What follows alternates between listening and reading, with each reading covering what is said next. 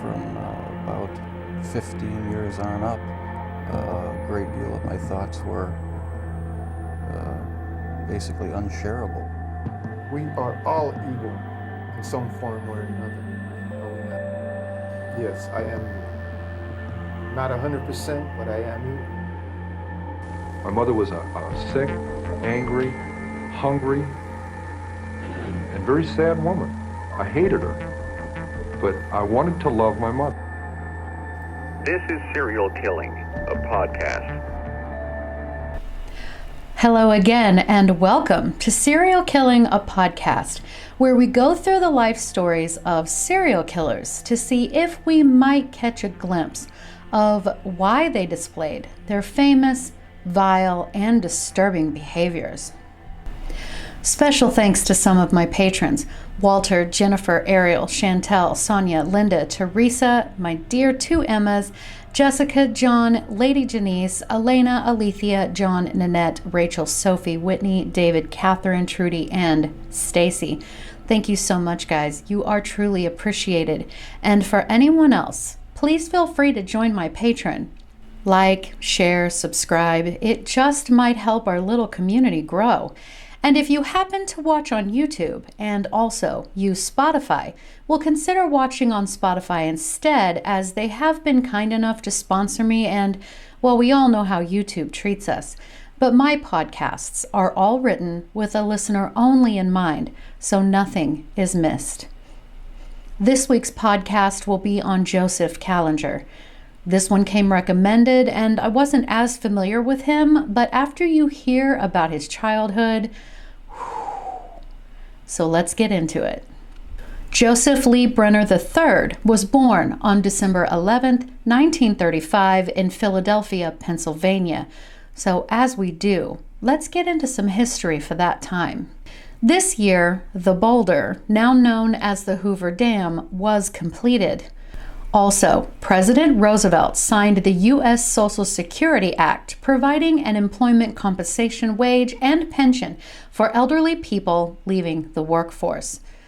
In April 1935, the Great Plains of the United States was struck by one of the worst dust storms in U.S. history. The storm would come to be known as, quote, Black Sunday as it passed through the region, further devastating farms and infrastructure already ravaged by the Dust Bowl. People who witnessed the dust storm stated that afternoon, a massive black cloud quickly made its way to the area. It caught most people off guard, and they had to race against the storm to find shelter. Also this year in New York, the first public housing project was launched. Pan American Airways China Clipper, a flying boat, went on the first U.S. trans-Pacific airmail delivery flight this year. The plane left Alameda, California, and landed in Manila, Philippines, after 7 days of travel. It successfully delivered 110,000 pieces of mail. It picked up mail intended for the U.S. and made the 7-day journey back to the States. The Second Italo-Ethiopian War began this year after Italy invaded Ethiopia in an attempt by Mussolini to expand the Italian Empire. The invasion of Ethiopia by Italy put a spotlight on the ineffectiveness of the League of Nations, which had been unable to stop Italy's attack and unable to agree on what actions to take against the belligerent nation. Sanctions had been put on Italy for the conflict, but they largely remained ineffective. Allied troops liberated Ethiopia in 1941, but make no mistake, the unspoken but very real World War II was quickly on its way. The first experimental radar was developed in the UK, where official driver's tests also began. The People's Car and Ted Bundy's preferred ride, the Volkswagen Beetle, was launched in Germany. Toyota cars were coming off of the assembly line in Japan, and the USA developed the helicopter. 1935 was also the first year canned beer was sold.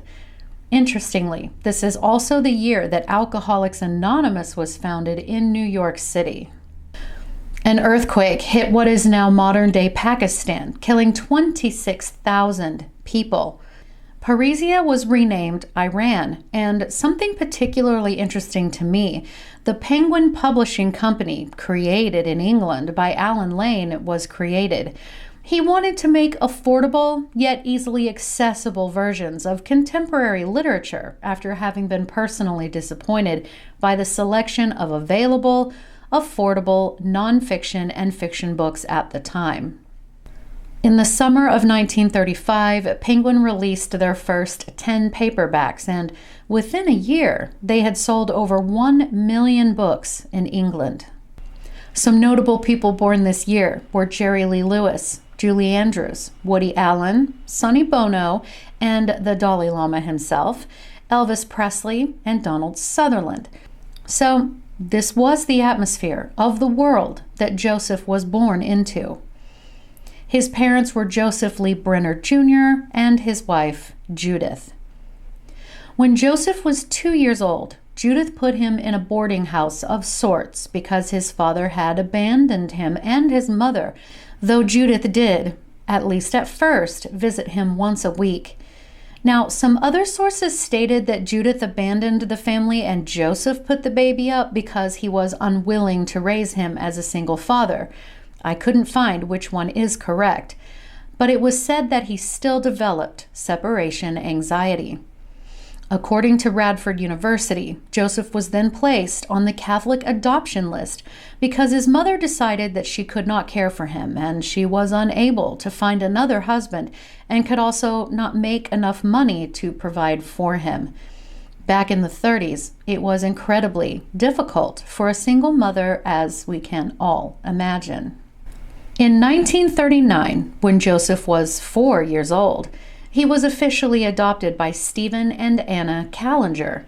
And now the couple were Austrian immigrants, and both in their very early 40s. Now, sources say that Judith tried to bribe the Kallingers into giving her money to be able to adopt her son, but she was unsuccessful. And I wish I could tell you that he had a wonderful childhood and this story had a happy ending, but those aren't the stories we tell. Almost from the beginning, guys, Stephen and Anna abused Joseph horribly. Stephen beat him with a leather strap regularly, and Anna beat him with a wooden spoon. It was said that they flogged him and also beat him with a hammer. So when Joseph was 5 years old, another neighborhood kid heard him say the F word, and his parents were told. It was reported that he was beaten regularly every single day for a week. And as if that isn't horrible enough, they never actually told him what the word meant or even why he was being physically punished day after day. When he was just 6 years old, he was beaten so badly that he suffered a hernia and had to have surgery at the hospital to repair it. Stephen and Anna told him that he had had to have surgery for his, quote, bird to keep it small and make it not work. They were, of course, referring to his penis. At 7 years old, Joseph stole a book of prayers from the school and was caught. His punishment was being forced to kneel on sandpaper for an hour every night for a week. And the parents didn't always use sandpaper. Sometimes they forced him to repeatedly kneel on jagged rocks. He was also locked inside closets, was burned with irons, and some sources stated he was starved to the point that he ate his own feces. When he was just 8 years old, he asked his mother if he could go with the other children on a class field trip to the zoo. Her response was hitting him in the head with a hammer 4 times. Another time, while his mother was chasing him around the room with a broom, he began beating his own head against walls and tables. And then, when he was just 8 or 9 years old, he was held at knife point by some older boys while one of them performed oral sex on him. He became so very rebellious and raged against his teachers as well as his parents, at least as much as he could. Joseph's parents didn't bother to acknowledge him on his 9th birthday, so he allegedly went to school the next day, donning a knife and cut holes into his classmates' coats.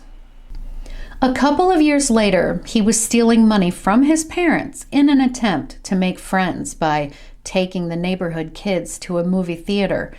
Predictably, his parents discovered this and punished him by burning his fingers on the stove. Now, what Joseph got out of this particular torturous punishment wasn't that he shouldn't steal, but that the pain was tolerable because he had made friends that would go see movies with him. So he continued to take money from them. This cycle of him stealing money from his parents and they then burning his fingers on the stove happened a total of 6 times before he finally quit taking their money.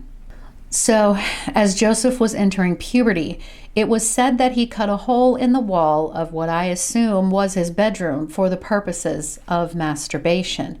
He would look at photos of both women and men, and very quickly he also needed a knife quite near him in order to achieve orgasm. That evolved into him using the knife to cut and stab at the photos in order to finish, if you will. At 13 years old, he was able to convince his parents to let him go to a camp for 2 weeks. While he was there, he apparently took a scope off of a rifle he had found, took it apart, and kept the lens from within it because it, quote, made things bigger, end quote, if you get what I'm saying. A couple of weeks after he returned home from camp, he later said he began hearing voices telling him to cut someone. And so he boarded a city bus armed with a knife. While reading, he saw another boy exit the bus and he decided to follow. He caught up to him and, armed with the knife, he ordered the boy to walk into a wooded area near a creek and demanded he take his pants off. But Joseph didn't harm the boy. In fact, he just ran off. But he enjoyed this new experience, and it is said that he did this same thing 3 more times within a few months. But the very last victim's experience wasn't as easy, if you will. Joseph decided to reenact exactly what had been done to him when he was younger. He put the other boy's penis in his mouth and went as far as to bite down, all while holding the boy at knife point. It was also when he was around 13 years old that he got the opportunity to play the lead part in the school play, which was A Christmas Carol. And he actually showed some talent, and his performance was well received. After this, he had seriously thought about either being a playwright or an actor. And when he shared this interest with his parents, they laughed at him and heavily belittled him for even wanting to pursue either career. At 15 years old, while at the movie theater, as he was actually allowed to go to on Saturdays, he met a girl named Hilda Bergman. The pair began dating rather quickly, but his parents were completely against him doing so and told him they forbid it. He continued seeing Hilda anyway, and this would be when he would have his first normal sexual experience. But in that same year, he later said that he was told by God himself that he had chosen him for a special mission, that Joseph was to heal people and save them through their feet. After this, over the next 11 years, he conducted over 40,000, quote, experiments on people's feet due to this special mission from God. You see, he's trained as a cobbler, which is someone who mends shoes as a job, which was convenient since his father owned a shoe store and he'd been working there most of his life. And because his parents would not leave him alone about ending his relationship with Hilda, in 1951, at nearly 16 years old, he moved out of his parents' home and into a place of his own, though he continued to work in his father's store. But really, this would be a time in young Joseph's later childhood that would be somewhat positive for him. he and Hilda were still together, and it was said that they were heavily sexually active. He finally had made some decent friends, and it was at this point that he began playing poker and pool with his friends, and he began drinking.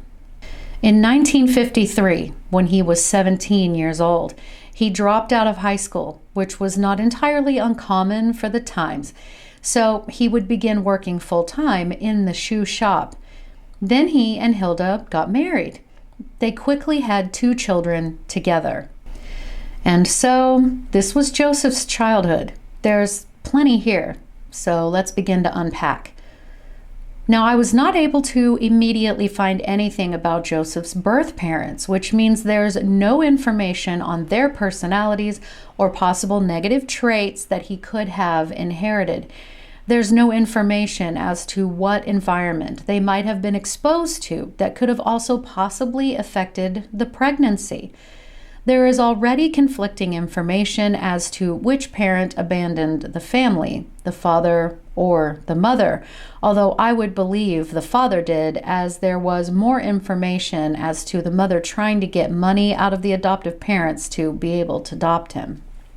So as far as trying to determine if his future crimes have some nature behind them, we just don't know. Now, as far as the nurture aspect, well, he has that in spades. From the first year after his birth, his circumstances were up in the air. He had been in some boarding house, seeing the only constant he had ever had only once a week. In his second year of life, he was adopted by the Kallingers, and that was the beginning of one of the more traumatic childhoods that we have talked about.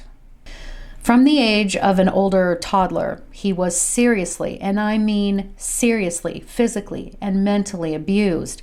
The abuse was so severe that he suffered a hernia that had to be surgically repaired at the tender age of 6, to which his parents told the doctors to perform genital mutilation so that his penis would stay small. Just let that sink in for a moment. At a very young age, children begin to explore their bodies by touching and poking and pulling and rubbing their bodies, and of course this includes their genitalia. At this young age, he at least hopefully would not have been aware of the fact that his penis would play a much more important role in his later life and the growth required for that. So it puzzles me as to why they would say such a thing to him to begin with. And the physical abuse Joseph endured is something else. Looking at that, aside from the immediate physical injuries the children can experience through mistreatment, a child's reactions to abuse or neglect can have lifelong and even intergenerational impacts.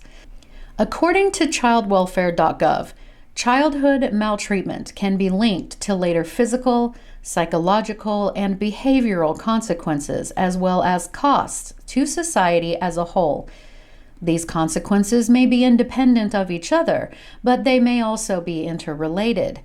Some examples include stunted physical development of the child's brain and leads to psychological problems such as low self-esteem, which could later lead to high-risk behaviors such as substance abuse.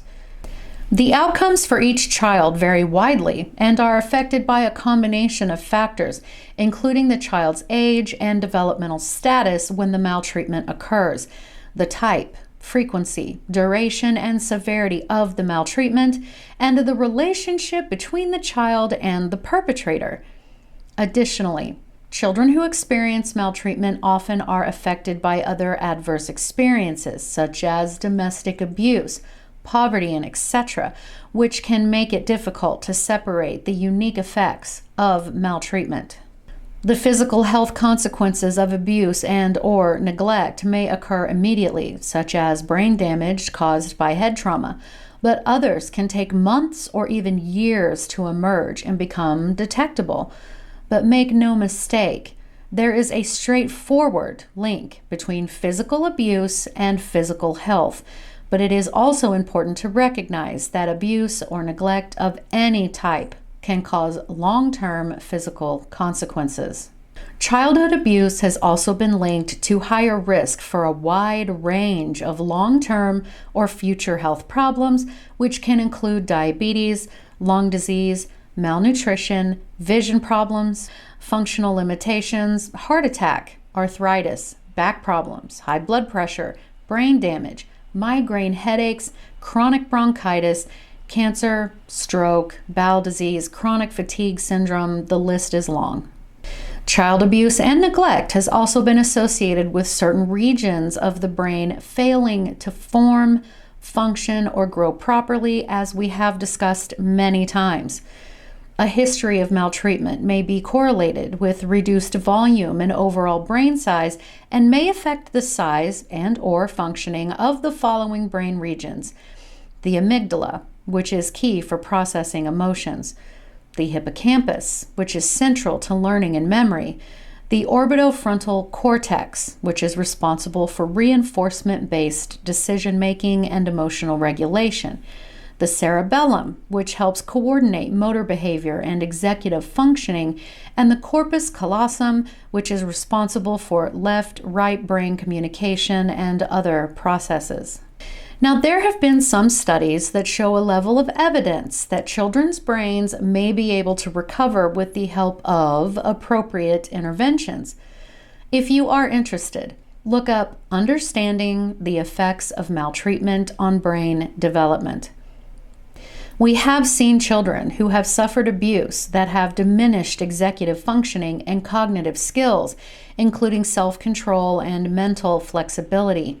We've seen quite poor mental and emotional health, such as depression, anxiety, and other psychiatric disorders. They often have attachment and social difficulties and my ever-present post-traumatic stress disorder, which is displayed as the persistent re-experiencing of the traumatic events related to the abuse, avoiding people, places, and events, feeling fear or horror, anger, guilt, shame, being easily startled, and exhibiting hypervigilance, irritability, and other changes in mood. PTSD in children can lead to depression, suicidal ideation, substance abuse, oppositional or defiant behaviors. Again, the list is long. I think it would be safe to say that the abuse he experienced from both of his adoptive parents set him up for a bleak future. So let's continue with the story.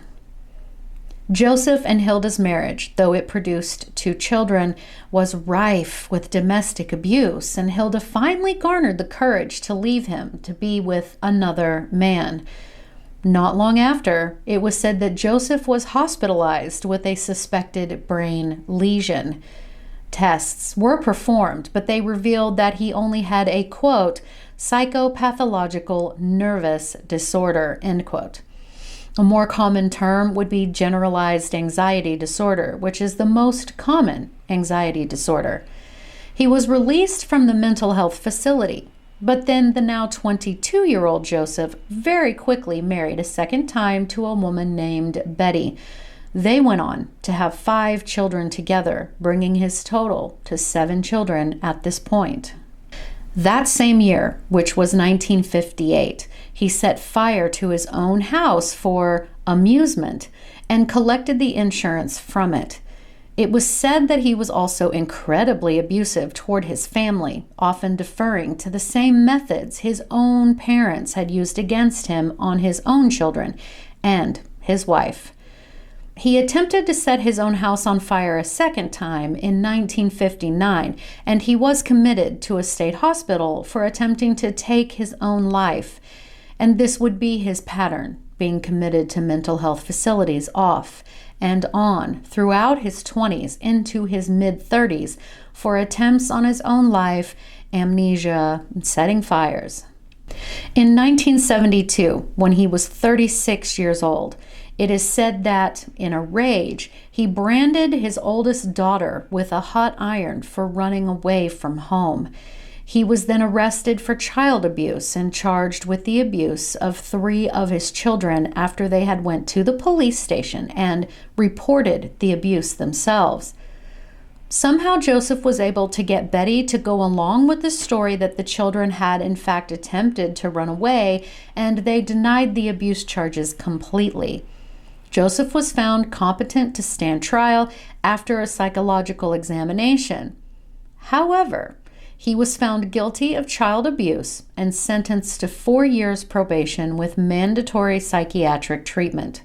While in jail awaiting trial, he was tested and scored an 82 on an IQ test, which is below average, and was diagnosed with paranoid schizophrenia.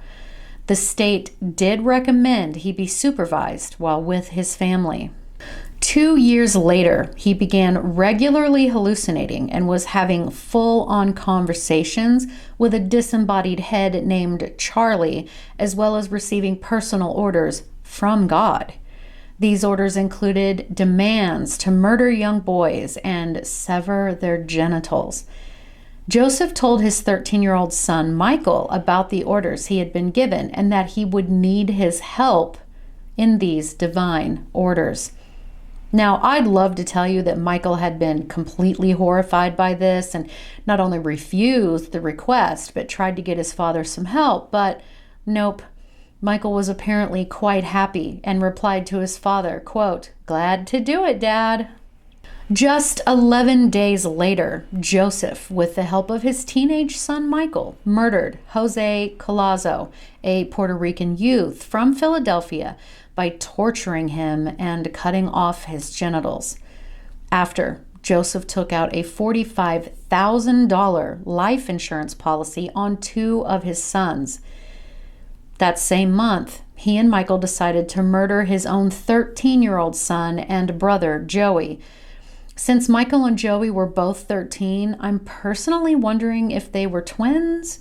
Regardless, the first attempt to kill him had Joseph trying to get Joey to walk backwards off of a cliff while pretending to try to take his picture. That was unsuccessful. He then tried trapping Joey in a burning trailer, but he was able to escape. Finally, 3 days after trying to kill him in a fiery inferno, they were successful in ending his life by drowning him at a demolition site. Joseph then reported Joey as missing, that he had run away, but his remains were found around a week later among some rubble at the demolition site. The cause of death couldn't be determined, though much later Joseph admitted to drowning him. Regardless, the life insurance company refused to pay out the policy. After this, 38-year-old Joseph and his son Michael began in November 1974 a full crime spree that encompassed Philadelphia, Baltimore, and New Jersey. For over 6 weeks, they broke into families' homes, one being in New Jersey, but no one had been home. The second home they broke into, Joseph sexually assaulted the woman who lived within. A month later, the father-son duo kidnapped 4 women while the ladies played bridge in Pennsylvania and stole $20,000 worth of valuables and cash. They both also held a woman hostage in her own home in Homeland, Maryland, and forced her to perform sexual acts on Joseph at gunpoint. So all of this not only being witnessed by his own son, but the son was a willing participant. They forced themselves into a home in Leonia, New Jersey, armed with knives and guns, and took 8 hostages, whom they tied up with cords cut from their own electrical appliances. Most of the people were forced to take their clothes off. Out of the 8, they murdered only 1. She was 21-year-old Maria Fashing, a nurse, by slitting her throat. Thankfully, one of the others that had been bound was able to get free and ran to a neighbor's house to get help. For this crime, Joseph and actually 2 of his sons, Michael and 11-year-old James, were arrested in their own home. The authorities had linked the crime to a blood-soaked shirt. Joseph was a sure thing, but the authorities couldn't decide which son to take in because it was said that Michael and James looked so much alike. But they determined Michael had been Joseph's accomplice and let James go. Ultimately, Joseph and Michael were charged with kidnapping and rape. Joseph was further charged with 3 counts of murder: his son Joey, Maria, and a neighborhood boy. Not surprising, Joseph pleaded not guilty by reason of insanity, stating that God himself had given him orders to kill. Ultimately, the courts decided that while Michael was delinquent, he was salvageable. The murder charges against him were dismissed in a plea deal where he would plead guilty on 2 counts of robbery. His punishment was all of being on probation until his 25th birthday, if you can believe it. He served his sentence, changed his name, and moved out of the area completely. As far as Joseph, he was given a psychiatric evaluation, and the doctor concluded that he had known right from wrong and was indeed competent to stand trial. His first trial was declared a mistrial due to something to do with jury selection. During his second trial, he was charged with 4 counts of robbery, 4 counts of false imprisonment, 1 count of burglary. While he was testifying, he stated that he had periods where he had no memory of things and told the jury that God communicated with him and told him to do things. He also reiterated that he was the Son of God and that he had existed as a butterfly. He was, of course, found guilty and sentenced to 30 to 80 years in prison. Now, while in prison and awaiting his trial in New Jersey, he started acting out strangely in an attempt to draw attention to his mental illness, but it was determined he was faking it. The trial there for Maria's murder, he was found guilty and sentenced to life in prison. So, okay, he's in prison. The dust began to settle, and then Joseph began trying to end his own life, including once setting himself on fire. He also assaulted a fellow inmate and somehow managed to start a fire on his own cell block. So they decided to move him to a mental hospital in Weimar, Pennsylvania for the criminally insane, and it took him no time to attempt to murder another inmate there, completely unprovoked. Later, he slashed the throat of an unsuspecting prisoner, but luckily they survived. What would you do if you got out of here? I would probably do the same thing all over again. What would you do? Try to murder everyone on the planet Earth. Here at the State Hospital for the Criminally Insane, just outside Scranton, Pennsylvania. I'm a patient person, got a good listening ear, and try to help people.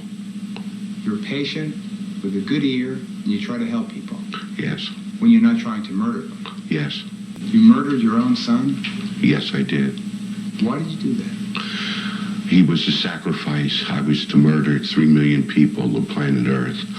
And he was a sacrifice to see if I could murder one of my own.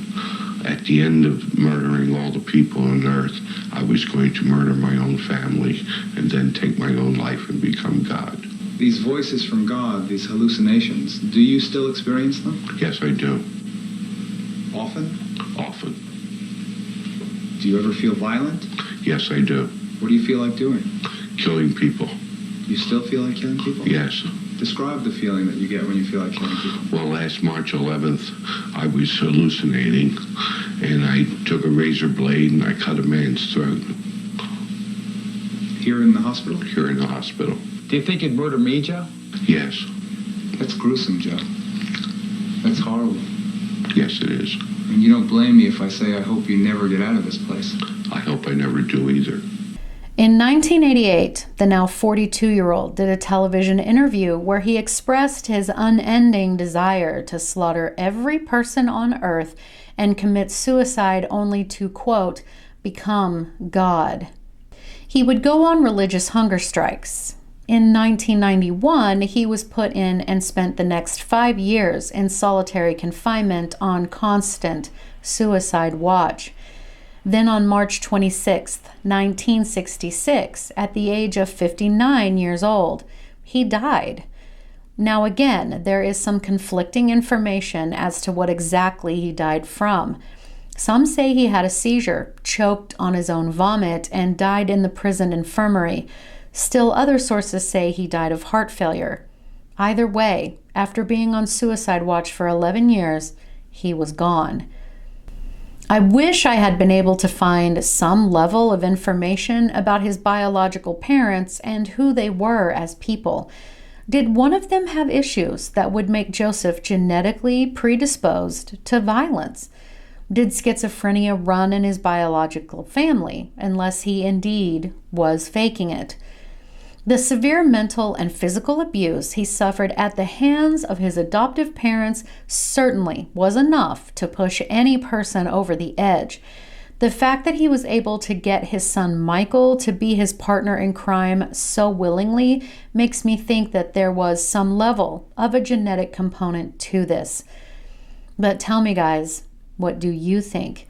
Leave me a comment below, or you can DM me on Instagram at serial_killing. All of my contact information is in the notes. But most importantly, thank you so much, guys, for listening, because I know you could be listening to anyone else, but you chose me, and I really appreciate that. Thank you so much, guys, and for the recent lots and lots of positive feedback. I really appreciate that. You have no idea. Have a great day, guys. Anybody who killed more than 2 or 3 people was a mass murderer, and whether it was all at one place or over an extended period of time. And then in the early 80s, they came up with this differentiation called serial killing.